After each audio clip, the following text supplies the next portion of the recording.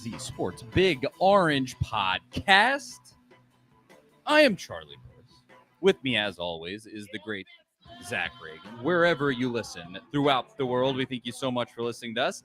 Zach and I talk everything Vols every week around the Big Orange Podcast. If that's something you want to listen to on the reg, go over to the A to Z Sports Podcast Network feed on Apple and Spotify.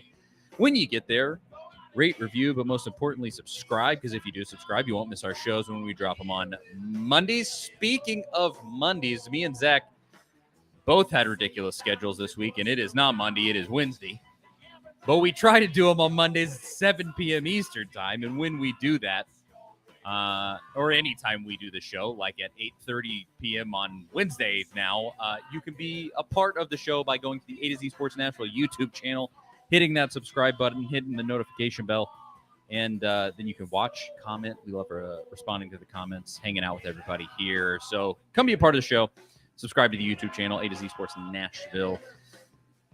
At Zach TNT, at Charlie_Burris, at A to Z Sports, and Facebook.com/A to Z Sports, A to Z Sports.com for everything that Zach writes on the internet. We're a little time crunch tonight because of the start time. Buck Rising has to come on here in just a little bit. But honestly, you know, he did bring me on his show when he had the opportunity. So why would we give him a spot? You know, and maybe we'll just go really long. Zach, I do have to say, I know you're a Mets fan, and that's a tough life. Let's be honest, if you know anything that happened to baseball this year. But my Rangers, holy cow! I'm very much an outsider here. My whole side of my family's from Texas. I used to go to Rangers games as a kid. That's why I'm a Rangers fan. I think I've said it on here before. They're just clearing right through, playing in the ALCS. Here we come, but probably gonna have to play the Astros. Now, the Braves, as we live and breathe right now, aren't doing so hot. And I know a lot of Tennessee fans are Braves fans. Have you given up on baseball? Is it you just don't watch it? Yeah, I mean, It's been football season since since probably about late May for me, being a Mets fan. So, yeah, I know the Braves had a tough one tonight, but yeah. I wouldn't count that team out. They're pretty resilient. So it's been a good series just as a baseball fan. That game the other night was one of the best endings I've ever seen. So being able to watch it stress-free was a fun experience. Yeah, I love that I'm sure that Braves fans were pulling their hair out, but yeah, it was exciting if you don't have a dog in the fight. But tonight, obviously, Texas A&M, we're going to talk about it. Tennessee set to play the Aggies inside Neyland Stadium this coming Saturday. And we're going to just break it all down, also talk about the bye week, also talk about a little bit of recruiting, make our predictions for the game, and just discuss it all. It's going to be pretty laid back. As I said, it's going to have to be a little bit shorter than usual because we got to respect our boy Buck. But let's just get right to it. Right after I tell you about our first great sponsor, and that is Farm Bureau Health Plans. Farm Bureau Health Plans have been serving Tennesseans for over 75 years. Much has changed in Tennessee over the years, but some has stayed the same. Farm Bureau Health Plans has always valued personal relationships, especially when it comes to good health and good service. Plan on Farm Bureau Health Plans for health, dental, and vision. For better coverage, better rates, and better service, go to fbhp.com/ATOZ or walk into one of their 200-plus locations across the state. That is fbhp.com/ATOZ. Farm Bureau Health Plans. Thanks to them for supporting the show. I guess we just right off the top, Jason says, Charlie and Zach, what's good? We're doing all right. Thanks for tuning in. Jason JL says, GBO, go big. Orange. Steven, he says, I'm already pissing Texas A&M fans off by wearing Vols gear in Houston. And Nug says, why is y'all schedule all wonky? And why was that Austin dude doing the post-game show the last game? That's a great question. I got a new day job, and that has thrown a big old wrench into everything. Used to have one that was a little more laid back. That's really the shortest explanation. But regardless, thank you to everybody who's tuning in, already dropping in with comments. Let's talk about the bye week. All right, we talked about the bye week. That's pretty much all there is to say about what happened. Zach, I mean, you had to write stuff as that is your day job. What did you think about what happened while Tennessee, didn't have a game last week? Yeah, I mean, I thought it went about as well as it could have gone for Tennessee. There was no real drama that came out, and it seemed like everybody got to kind of relax for a little bit. Some players went home. the biggest thing was just getting healthy. I mean, it was a perfectly timed bye week for Tennessee. It really couldn't have come at a better time because you saw in that South Carolina game, it felt like every other play somebody was down, somebody was getting banged up. You've already played. It's kind of sad to think about. You've already played 5 games, almost half the season in the first month. In the whole month of September, you've played the majority of your schedule or half of your schedule almost. That's a lot of wear and tear on those guys. So to get them healthy, to get Cooper Mays, out of that game healthy, he played all but 4 snaps, all but the final series. He said he was hurting after that. He was after going through what he went through, which we found out, after the fact was a lot more intense than what we previously realized. So to get him healthy, because obviously he's going to be super important in this game against A&M and their defensive front, which we'll talk about later. That's big. Hopefully getting some of these other guys back in healthy. Obviously not everybody's going to be back. Keenan Peely still going to be out a little while longer, which I went back today when somebody asked Josh Heupel about Keenan Peely during the SEC coaches teleconference where he speaks every Wednesday. He said, he's not going to be ready for this game. So I kind of went back because I couldn't remember exactly what Heupel said about Peely when the injury happened during the Virginia game. But it was typical Heupel speed when it comes to injuries. He said, hey, he's going to be out a couple of weeks. Well, it's been a month now, and it does look like he's, going to be back this week against A&M. Who knows, for the Alabama game, that might even be a little quick. Kind of feels like Cedric Tillman last year when we kept thinking we were going to see him, and even Cooper Mays earlier this season. But he's been with the team.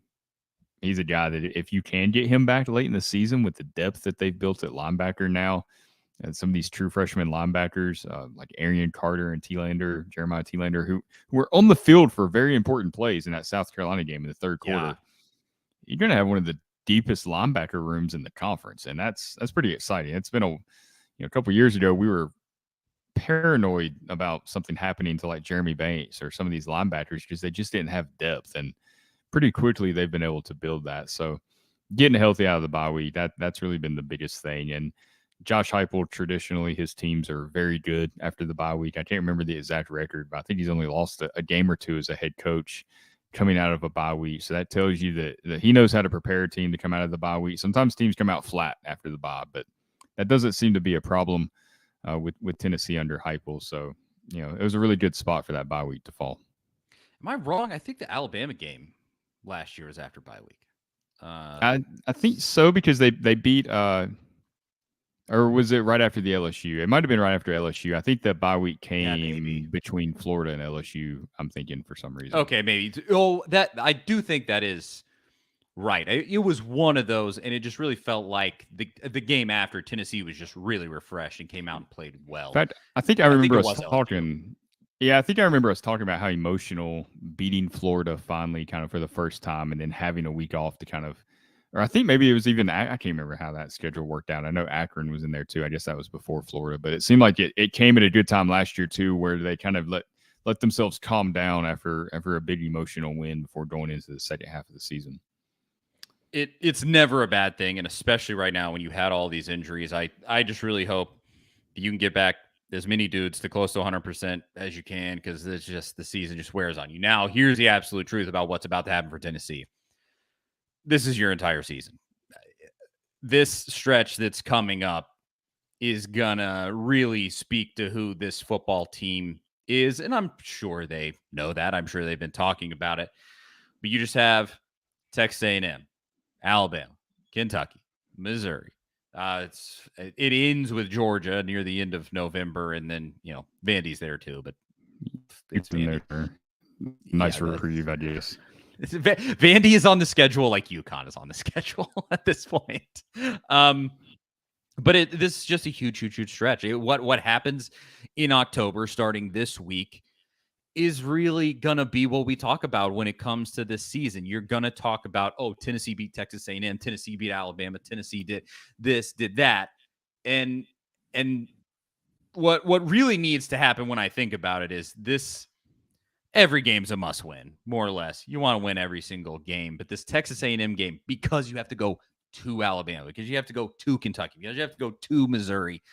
And so far, Tennessee hasn't exactly been an incredible team on the road with Josh Heupel. Obviously, the best game in his tenure was against LSU, but then you go to South Carolina last year, blow it to Georgia last year. You don't look too good. They've just struggled in road spots. And so you got to win these ones at home.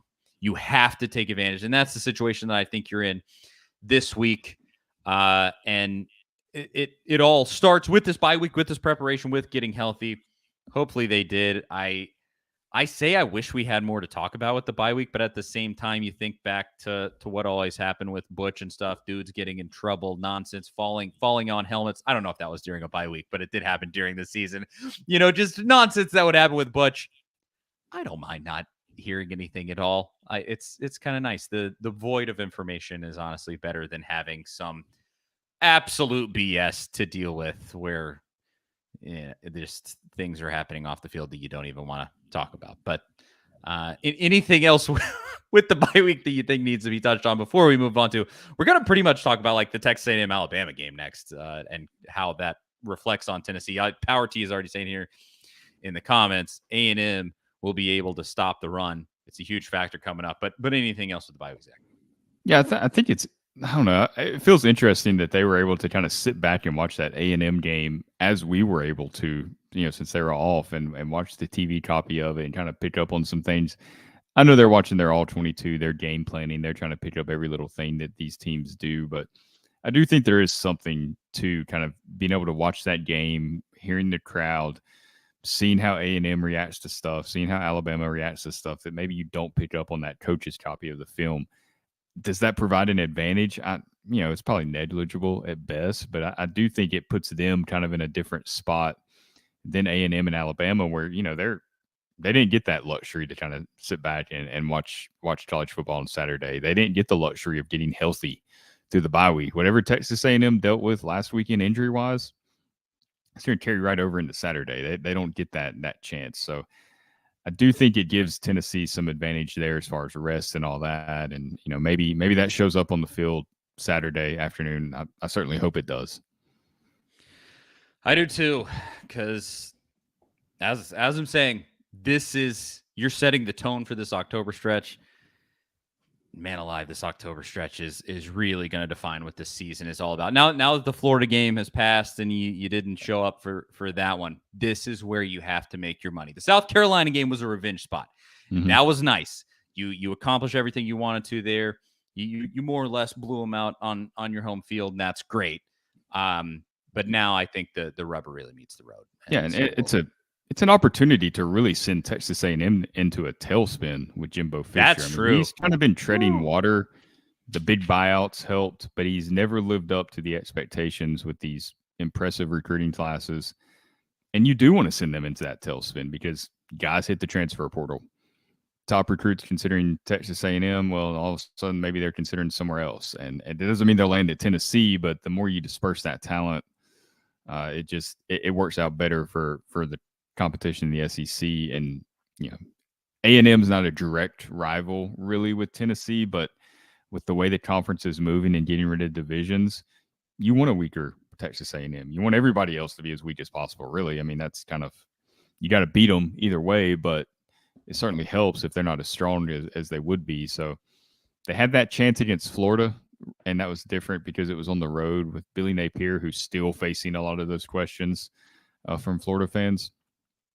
But you really don't want to pass up this opportunity with it being a home game to just kind of kick Texas A&M down another notch, make them really consider some coaching changes. And there's no sure things out there. There's not some, even like when Tennessee kind of got lucky hiring Josh Heupel, there were no real sure things out there. There was no consensus. This is the guy. And Jimbo was supposed to be that for Texas A&M. So if you can send them back to square one, I mean, it's got to be better for Tennessee and everybody else in the SEC, really. I mean, to your point, Jason says if we smoke A&M, we should 100%. Go after Walter Nolan, of course, a local player that ended up going to A&M. He was massively, highly sought after, 5-star guy without a doubt. I'm not sure I have the energy to follow a transfer saga with that guy, though. He still posts cryptic like stuff on his social media to this day, and I imagine if he did somehow end up at Tennessee, he'd still be dealing with a lot of that. But still, I take him still. Absolutely. I do remember he had a little bit of that diva in him. I do remember that during his recruiting process, as a lot of those guys do. And as I would if I was a 5-star recruit that everybody wanted to have on their team. But also in the comments here, Power T says Tennessee is 12-0 at home. Steven says Max Johnson, A&M's quarterback, looks scared in that Bama game. On that note, let's talk about that Bama game in light of Tennessee's matchup against Bama. And we'll talk about that right after I tell you about our next great sponsor. And that, of course, is the folks at HelloFresh. If I can find my read, here it is. With HelloFresh, you get farm-fresh, pre-portioned ingredients and seasonal recipes delivered right to your doorstep. Skip trips to the grocery store and count on HelloFresh to make home cooking easy, fun, and affordable. That's why it is America's #1 meal kit when it comes to options. More is more with HelloFresh. That's why HelloFresh's menu includes 40 recipes and over 100 add-on items to choose from every week. A busy fall schedule doesn't always leave you with time to spare. And with HelloFresh, you don't need to spend all evening in the kitchen to whip up a wholesome meal. With their quick and easy recipes and 15-minute meals, you can get a tasty dinner on the table in less time than it takes to get takeout or delivery. Go to HelloFresh.com/50VolsAZ and use code VOLS. That is VOLS. HelloFresh.com/50VolsAZ, promo code VOLS. For 50% off plus 15% off the next 2 months. I mean, what a deal that is. Half off, then 15% off the next 2 months. Also, HelloFresh is America's #1 meal kit. HelloFresh.com/50VolsAZ, promo code VOLS. Thank you to them for supporting the boys here. And I can attest. Used HelloFresh over the last couple of weeks. Really good stuff. Get your hands on some. All right. So Texas A&M played Alabama. Obviously, that one's coming up for Tennessee too. So this is kind of a twofer here in talking about these two teams. Texas A&M had a lead at the half. It was in College Station. They had a lead at the half, I believe 17-10. They got an interception in that third quarter. It was looking like, Texas A&M might blow this thing wide open. And then Alabama turned around, scored 2 touchdowns, took the lead. Not great. So where does that leave us with Texas A&M? I'll just throw it to you, Zach. What did you think of the performance that you saw from the Aggies on Saturday?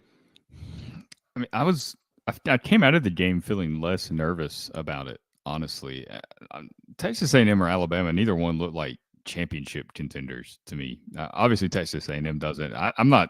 You take the Alabama, you put them in different uniforms. I don't think anybody's that super high on this Alabama team. I was really surprised that Jalen Milroe, even with their good defensive front, sometimes it can be neutralized just by a running quarterback. And Milroe, I think he had like minus 30 some rushing yards.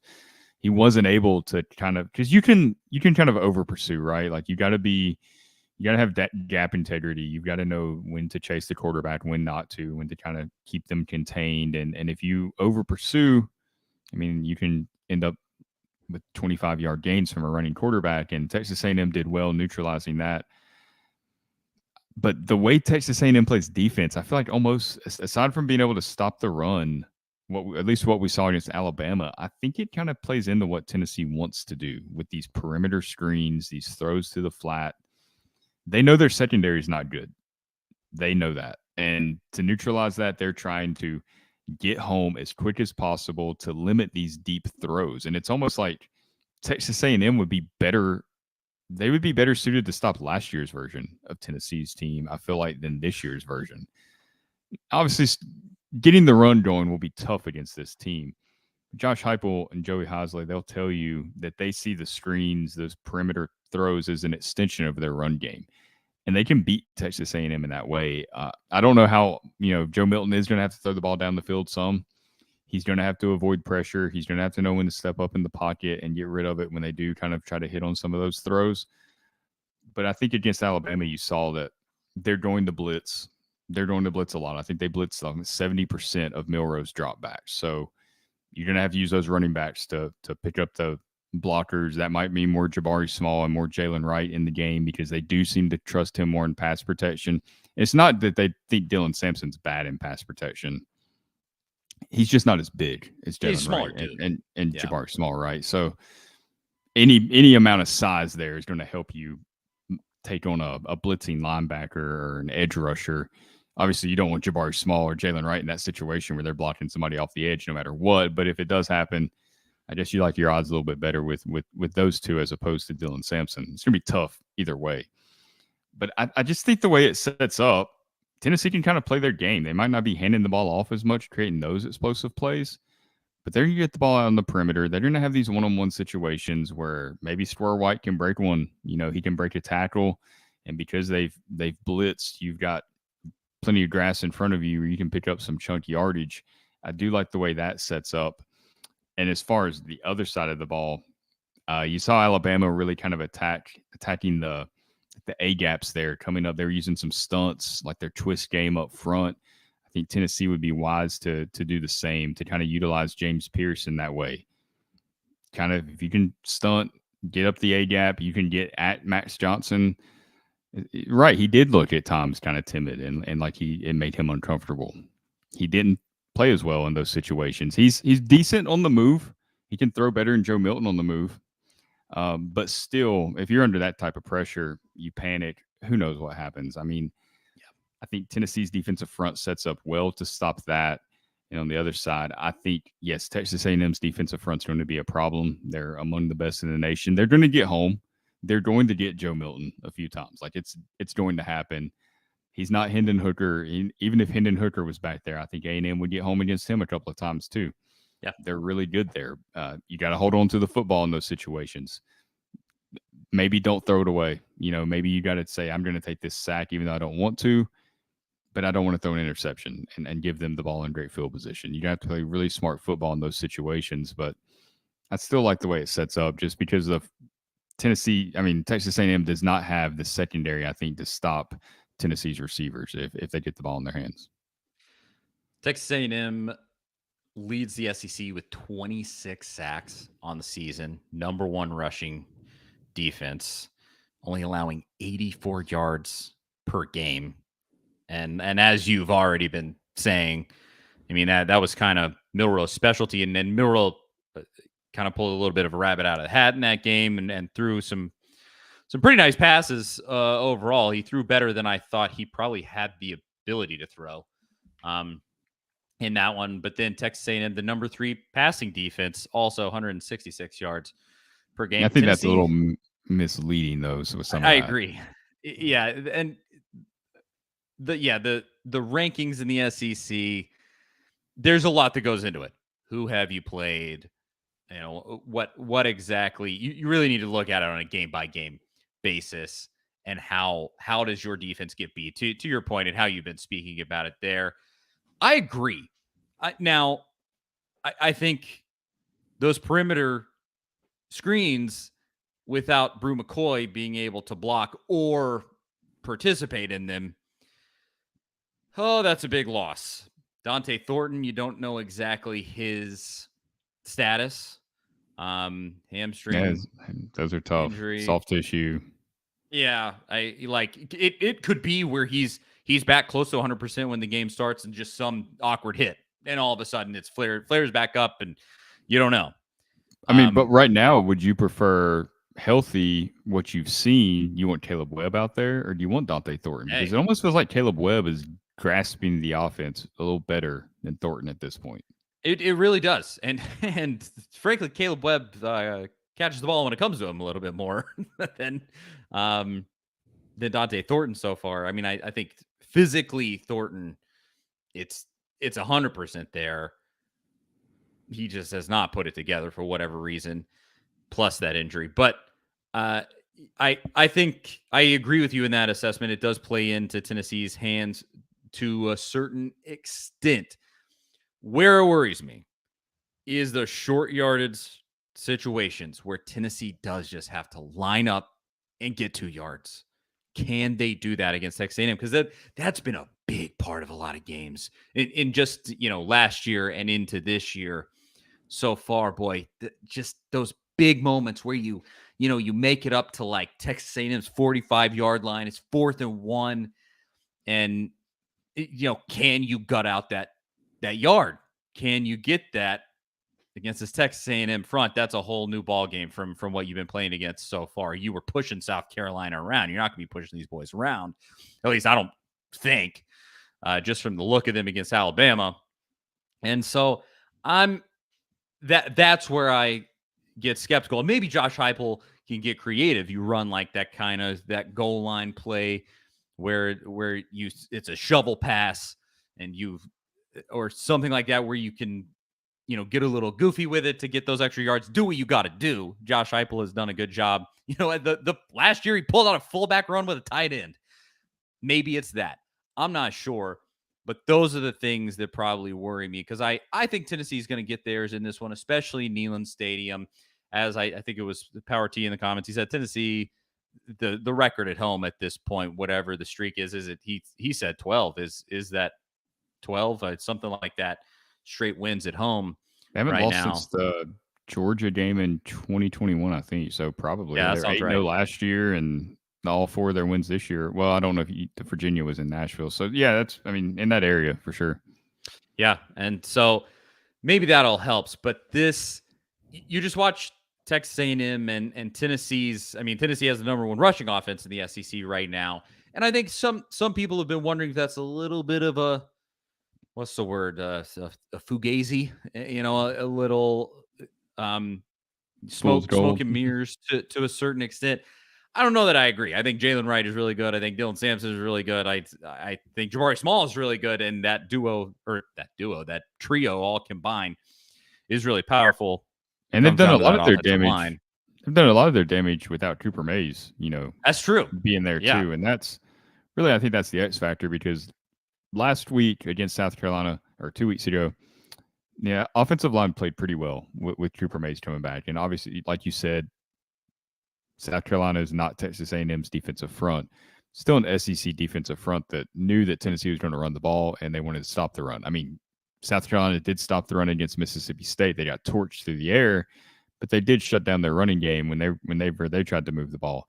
So it's not like it was a terrible run defense. And even Alabama, like they really didn't even try to get the run going against Texas A&M. I mean, I agree. McClellan had like 12 rushes. He was averaging almost 4 yards a carry, slightly below his season average. But 4 yards a carry is not being shut down. I mean, you pick up 4 yards on first down. 2nd and 6 is a pretty good situation to be in. You like your odds there to pick up the first down. So I don't think this is the 85 Bears that they're rolling out there. They're a good defensive front, but Tennessee's got good players too, and their offensive line much recuperates there. Everybody knows what to do. He can make the adjustments. People trust him. The other players trust him. He knows the offense as well as anybody out there. It really is like having your offensive line coach on the field with you at all times. So I don't know that Tennessee's going to go out there and rush for 200 yards. I figure they probably will not against this defensive front. But I don't buy that it's going to be this like 60-yard rushing performance, especially with the game being at home. Crowd noise won't be a factor because that's you alluded to it a bit there. That's where they've got into trouble on the road when they get behind the chains and all of a sudden you've went 3 and out twice. The other team has put 10 points on the board and time's running. Like you got to score, you got to throw the ball, and you have to abandon the run game. You have no choice. That doesn't seem to happen at Tennessee when they're at home. They went against the Kentucky defense last season. We kind of heard the same thing leading up to that game, that this defense would be like the best defense Tennessee had faced all season up until that point. They scored 44 points on them, and they did a lot of it by running the ball. And it was almost like they were trying to make a point last year. It's a great point. We talked about a lot. So, yeah. Is that same thing going to happen on Saturday? I don't know, but the evidence is there that, Tennessee can game plan and overcome some of these good defensive fronts. And, even the Georgia game last year, they had their moments. It was just the crowd noise got to them too much, and the pre-snap penalties just really never gave them a chance to get into the rhythm of their offense. They've got to figure out a way to recreate what they do at home on the road. But the fact that this game is at home is such a – it gives me so much more confidence that they'll win this game. And honestly, with Alabama in that Texas A&M game, the crowd was a factor against Alabama. I think Alabama had like 8 or 9 pre-snap penalties. It was terrible. They didn't play well, and they still managed to overcome it against this Texas A&M team. So they have a good defensive front, but they're not they're not a really good football team. It's absolutely a game that Tennessee should probably win by, 10, 14 points if they're playing at their best. Well, I completely agree. We're going to give our prediction for the Texas A&M game in the final segment. In between now in the final segment, a few quick notes about recruiting and some different things that happened, but we'll stick around for the prediction right there at the end. We'll say who we think. Will Tennessee pull it out? Because I agree with Zach. Texas A&M and that defensive front, good. Max Johnson, So in totality, can Tennessee win the game? We'll tell you at the end. But let's talk about recruiting right after I tell you about Rattle and Snap Tennessee whiskey. Nothing goes better with a Tennessee sports victory like the one that Tennessee very well might have this coming Saturday than a great whiskey. And I'm talking specifically about Rattle and Snap Tennessee Select Straight Whiskey. Log Still Distillery has a Tennessee whiskey product line called Rattle and Snap, named after a long-forgotten game of chance. Rattle and Snap is a whiskey for those who make their own luck. There's a 4-year and an 8-year version. They're both awesome. They're great cocktails, great just neat in the glass. Get your hands on some in stores across the state of Tennessee. But Rattle and Snap is also available in Kentucky, Indiana, and Mississippi. So run, don't walk to go get some Rattle and Snap whiskey for those awesome Tennessee sports victories. Follow Rattle and Snap on Instagram at Rattle and Snap Whiskey. Thanks to them getting me through the season, win or lose. Let's be totally honest. So just a couple of quick things. First off, you had George McIntyre, who, big quarterback recruit for Tennessee. And is he is a 5-star, isn't he? Yeah. He's like a top 15 overall player in the nation. Okay. Yeah. I didn't know exactly where he slotted in nationally. But obviously highly sought after. He's visited Tennessee. And I mean, the main thing with this kid. So on 247, he is a 4-star. On the 247 composite, he's a 5-star. So that's what I was thinking about. The main thing is that he's from Brentwood, Tennessee. He plays at Brentwood Academy. So he's close by. In-state. You definitely want this kid. He released his top 10. Tennessee is in it. This top 10 was a little generous. We talked about this before he actually got on the show. FIU was on it. And, because a relative coaches FIU for him. His uncle, yeah. His uncle, yeah. So there's a little bit of fluff built in there. I think Tennessee is a very, very serious contender for George McIntyre. And so, I like that it's moving along. I don't ever put that much, stock into a top 10, but it's fun nonetheless. And a note. It's not the main note that we wanted to make with this, but any thoughts on that, Zach? Yeah, I mean those top 10 lists, I top 4 or 5 I get because it's kind of like, okay, these are the teams that are really vying for this quarterback or this recruit. Top 10, it's just like you're just trying to give these programs some love, and I respect it. I do that, respect it because I feel like they do appreciate the time and effort that these coaches put into recruiting them. And it's got to be tough to tell some of those guys no. I'm sure it is because they build real relationships. But yeah, McIntyre's a guy you pretty much got to land. Well, you don't have to land, I don't guess. Maybe Nico's little brother would be next on the list, perhaps, if they go down that road. But being an in-state guy, 6'5", good size, athletic. I think they said he has some college basketball offers as well. So, he's a really athletic guy. It seems like the type of guy you want running Josh Heupel's offense. And he's going to be at the Texas A&M game this weekend. Kind of makes that even more important to put on a good show and to win that game in what should be another great atmosphere. The game will be ending, at dusk or nighttime in the 7 p.m. hours. So it should be a tremendous atmosphere. And if you can get that guy on campus and impress him in that type of environment, you've seen what he can do. I mean, we're starting to see the fruits of some of those great environments last season. We had another great one for the South Carolina game. Just makes it even more important to really put on a show for guys like George McIntyre that are going to be there. 100%. We talked about it all last year when you won the Florida game, when you won that Alabama game, and you heard from recruits after that were just wowed by the environment. And then obviously wowed by the fact that Tennessee was winning these huge games. Also, it just is so powerful. And if you can lay down the law against Texas A&M and really make it impressive, it's going to be the 3:30 CBS game. So he's going to get to sit there during all those commercial breaks, have a lot of time to contemplate whether he likes Tennessee or not. But no, I mean, I think it's going to be a real show. Eric Berry is going to be. Oh yeah, that's huge. He's going to be like the special guest. Well, he's been inducted into the College Football Hall of Fame later this year, so this is kind of the National Football Foundation puts all that together to honor those guys on their home campuses, and that'll be a special moment for Eric Berry, who's by all means deserves that recognition. And if not for what happened, with cancer diagnosis and everything he went through, he would be a surefire Hall of Famer.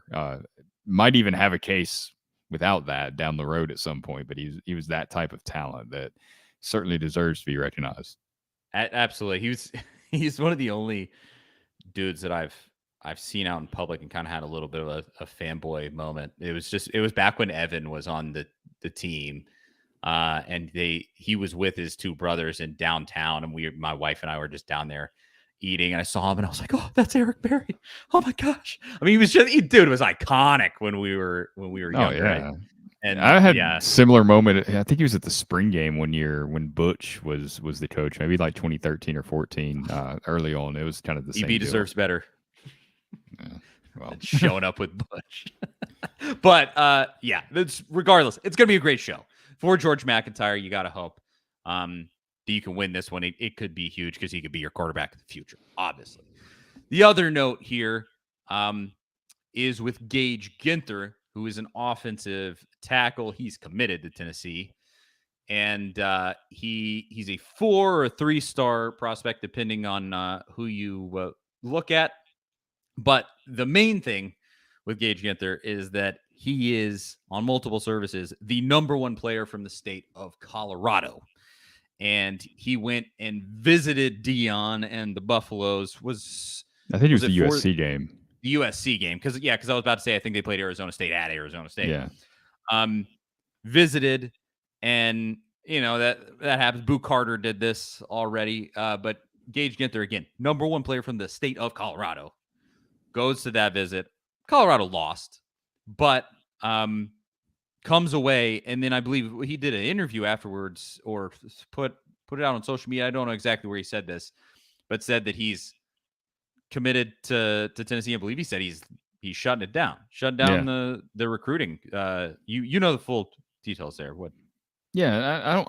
It probably wasn't a big deal for a lot of people, but I think it should be a bigger deal, and I think it's something that Tennessee should kind of tout, because everything is Deion Sanders, Coach Prime. I mean, it's all over College Game Day. The novelty of it for me is kind of wore off to where, it was unique because we grew up watching Deion Sanders play. Played baseball, tremendous football player. He was exciting. He had swagger back when that was kind of unusual to see guys play the way he did. He's an iconic figure. And when he got into coaching, I think we all thought it was just kind of like, what is this guy doing? And to his credit, he's done well, did well at Jackson State. He's won some games at Colorado. He's flipped the roster, hit kind of his own way. But now you're into the season. To me, he's just another coach, but he's still kind of getting that media attention.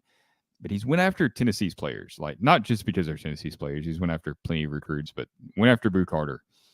Gage Ginther, the number 1 player in the state. The Athletics said this was a player that Colorado had a high priority on. They badly wanted him. When he committed to Tennessee in the spring, they called his high school coach and was like, what did we do wrong? Like, where did we miss the boat on this? Like, he should be at Colorado. And it's like, you didn't really do anything wrong. It's just, you're not the SEC. You're not a program like Tennessee. And, Ginther kind of said, like, hey, the glitz and the glamour of Deion, like, it didn't impress me. Like, that's not what I'm going to play college football for. I want to win. I want to try to compete for championships. I can do that at Tennessee. You can't really do that at Colorado right now. Yeah, the program's moving the right direction under Deion for now, and maybe it continues that ascent. We'll see how it all plays out. I mean, it's in the very early stages of building that program. You've seen when they've played a team like Oregon, kind of what happens. So they got to figure that defense out before they really can think about winning any sort of championships. But all this talk about Deion, and for Tennessee to keep their guys like away from him, like not lose out to him when some programs are or will, I think it says a lot about what Tennessee's built and the fact that they've built something real. Because I feel like if these were Butch guys, some of those would have jumped Oh in a yeah. heartbeat because that's what they're looking for. That's what some of those guys. Well, not every Butch guy, obviously. There's some tremendous players that played under Butch that Tennessee fans still love today, that I still love, and you always will. And Jennings and Dobbs and all those guys. But there are guys that even when the Jeremy Pruitt era too, like there were people that who was it, Austin Pope, I think, when he left Tennessee, said there was guys at Tennessee that just wanted to put the uniform on and be an SEC player. They just wanted that experience. It wasn't about what actually goes into it, the work that goes into it. And I think that tells you that these aren't those type of guys. Like they want to go win games. They want to go get developed. They're not going to be won over by this sales pitch from Deion or whatever he has going on out there. So for all the attention Deion gets, it's like, hey, let's shift to that team winning, giving that attention to other 3-5 team, 3-2 team, or whatever the record is. This 4-2. I think they did beat Arizona. They almost lost Arizona State. They did beat Arizona State. Like, and you can't go show your watch when you beat the 1-5 team, Shedeur Sanders. That doesn't land quite the same. It just does not have the same effect. I like Shedeur Sanders. I like Shedeur Sanders. I'm not throwing shade. No, I like this a lot for Tennessee. I think it's great because Deion. I mean, it's been the hottest thing in college football. It has been the college football equivalent of the Travis Kelce Taylor Swift thing, basically. Yes, that's just like perfect. the news story. It's like a novelty act. It really is. Yeah, but then at the end of the day, now there's a lot of people who are just Deion fanboys that can't get over the fact. The fact is, Colorado not yet. Colorado's just not very good overall. Their defense is absolute trash. Their offense, especially without Travis Hunter, is Shedeur Sanders, very fun, makes a lot of plays. The offense, they're just going to struggle. Shedeur Sanders, pretty much. Exactly. He is dragging that team along. Like that team exactly goes where he goes. I respect the way he plays. They only lost to USC by a touchdown, so that's something. But beyond that, it's a lot of glitz and a lot of glamour, and the kids can definitely get caught up in that. I mean, when you look at recruits, that stuff sells. Absolutely. You're probably going to go there and like be on a TV show, and you're going to do all this stuff. Also, at the end of the day, musicians and rappers and celebrities on the sideline. Exactly. You're going to be hanging out with whoever on the sideline, all these famous people. The Rock is showing up and all this stuff. But at the end of the day, you're also going to, I guess, they're going to the Big 12. You're going to play in the Big 12. You're going to play at Colorado, which is not a program with a lot of history. The SEC, especially when Texas and Oklahoma come in. I mean, it's the prime time of the prime time in college football. You cannot beat it. There will be no league. It's the what? Hey, that I didn't do that on purpose, but there you go. But it really is. It's just, this is the league. This is where college football happens. College football does not happen in Boulder, Colorado. I mean, it does. You know what I mean by that. Like, this is the epicenter. And so at the end of the day, Tennessee wins out in that way. And I know we'll post this as a clip or something. There's going to be a lot of, Deion is the best thing. He's the coach of the year. I cannot believe that I was seeing that. I saw people posting, who's the coach of the year in college football this year? So many people saying Deion. Deion, fun story. He's done it's an incredible experiment. The way that he's flipping that roster, I think, is very cool. And think about the flashiness and all that stuff. I think a lot of people, it's wearing thin. But I mean, right now, crazy. Like coach of the year right now, Jeff Brom. It's Jeff Brom at Louisville, or Brent Venables at Oklahoma. Or Brent Venables at Oklahoma. One of those two, oh my gosh! Like, yeah, these guys are 6-0 at programs that were struggling a year ago. No, Venables at Oklahoma. It was only a matter of time before Oklahoma comes back around, I think. But I mean, just like Brom at Louisville, they sucked last year, and all of a sudden they're 6-0, beating Notre Dame, winning in big spots. Like come on. It's okay to just say you can love Deion, absolutely, and it's also okay to love Deion and be like, they'll get better. They'll get better in time. They're not that great right now. It's okay to just say that. Yeah, nobody's throwing shade at Deion. Like, I think I like the fact that he's out there grinding and doing something that he doesn't have to do because he loves the game that much, I guess, or developing whatever it is. Look, we've talked a ton about how difficult it is to be a college football coach right now. So it's not, and I'm sure he's not putting in the hours that Josh Heupel's putting in, or Nick Saban, or Kirby Smart. But still, he's living in Boulder, Colorado, as a college football coach. It's not as glamorous as Boulder's some pretty other. sweet. I It will is, say as yeah, far it is a cool time. It's a cool place to live. But if you're a it college is football cool. coach, how much do you even get to experience? Also true. Also a good point. But yeah, Okay. point of all of that being, we love the Gage Ginther came away from that. Still loving Tennessee and shutting down his commitment. That's amazing. So there's the recruiting segment. We got to wrap up quickly here. So Buck can get his show going, but we'll predict the outcome of this Texas A&M game, and we'll do it right after I tell you about our last great sponsor, Zin Sports. Where is my read here? No. Up. It's football season, and it's time to switch to Zen Sports, the fastest growing sports book in Tennessee, changing the bonus game with their cash rewards program. When you sign up for Zen Sports with code A2ZTN, ATOZTN, earn a welcome bonus that gives you 5% cash back on your total betting volume for your first 15 days of betting. And if you have friends who bet on sports, share your Zen Sports referral bonus code with them, and you'll earn 3% of their betting volume for their first 6 months of betting on Zen Sports with no cap on how much you can earn. It is a crazy good offer. What are you waiting for? Stop wasting time and money on other sports books when you could be earning real cash rewards with Zen Sports. Download today on the App Store or at zensports.com, and your wallet will thank you later. If you have a gambling problem, call 1-800-889-9789. Terms and conditions apply. Must be 21 or older to bet in Tennessee. Zen Sports. Download that app. Join in on the fun there. All right. Well, we talked about it. Texas A&M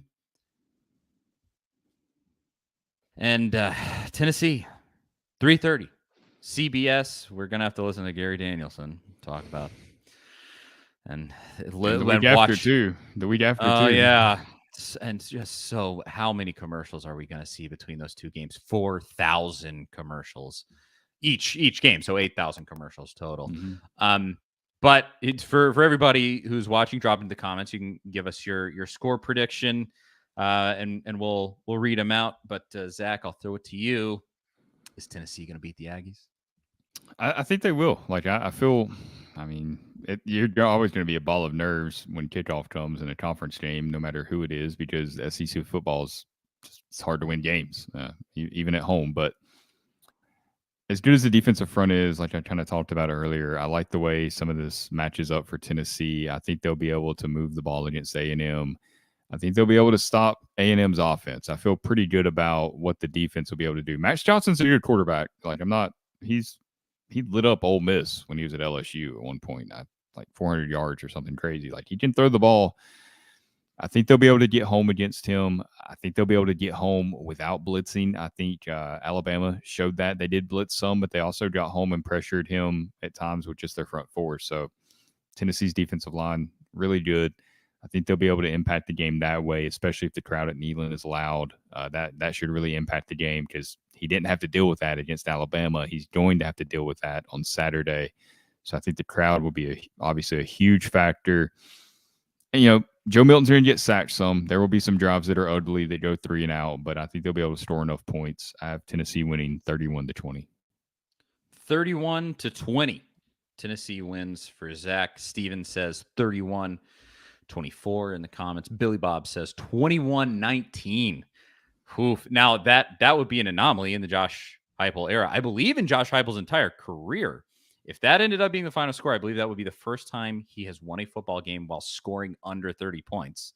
You might fact check me on that. I know that's true, at least at Tennessee. At least I'm fairly certain. Because Austin Peay is the lowest output so far, right? The 30. Yes, with a win. Yeah. Jason says 27-23. Tennessee. Man, this one is tough. I will say Tennessee does win. I don't think Texas A&M will be able to score enough.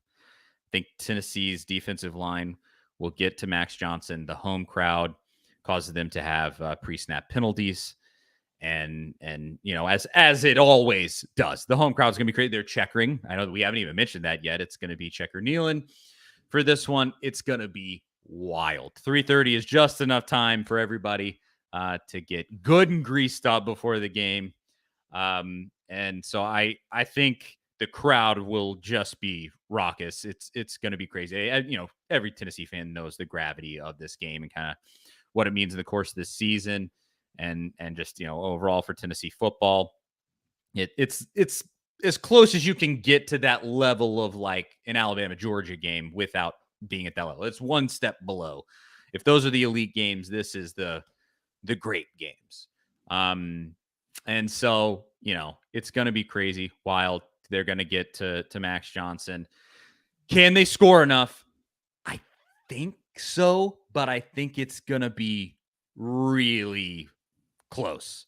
I mean, Billy Bob says 21-19, you win on a field goal. I could see this one being like stressful, back and forth. Tennessee's down, Tennessee's up, all over the place. It comes down to the fourth quarter. Will it come down to a field goal? I don't know. I will say 30, 34-27.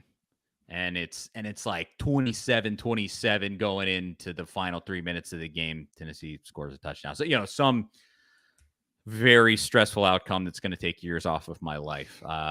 And Power T says Tennessee 42, Texas A&M 21. Would love that. I mean, obviously, the best outcome out of this, to kind of a point that you made earlier, Zach, obviously would be a blowout win for Tennessee, and that would certainly get Texas A&M maybe thinking about the Jimbo era and maybe pulling that to a close, which is good. Obviously recruiting against Texas A&M is no fun. So that would be good for everybody in the SEC, frankly. I think they'll probably end up doing that anyway by the end of the season. But yeah, so I'll say 34-27, skin of your teeth win for Tennessee by a touchdown. Tennessee's what, 3.5 point favorite, 2.5 point favorite? It's close. Yeah. Have to go. I'll go and look on Zen Sports. Go see what the line is. We both say Tennessee will win. This would be, Zach, let's not forget, you said South Carolina was going to be Tennessee. Oh, ye of little faith. Yeah. So, obviously you can. Psychology. Hey, the reverse curse jinx, whatever, it worked. That's what I was going for. You're welcome. If Tennessee loses this game, it is obviously all Zach's fault. Let's not forget that. As Tennessee blamed me for the people blamed me for the Florida loss because I never picked Tennessee to beat Florida. I finally did this year. Look how that turned out. I'll never make that mistake again. All right. Charlie Burris, Zach Reagan, thank you to everybody for tuning in. As always, it means the world. Seriously, thanks so much. Timothy says it. Well, we're all thinking, go Vols. Go Vols for this week. Got to win this one. Go take it from Texas A&M, and we will obviously talk about it. The Game Day Show, myself, Jonathan Crompton, will be back, obviously, again for this one. Halftime, post-game here on the A to Z Sports Nashville YouTube channel. Tune in for myself and former Vols quarterback Jonathan Crompton. We'll be talking about the game there at halftime, post-game. Tune in on YouTube. That's pretty much it. Thank you all for watching, and we'll talk to y'all next week. See you guys later.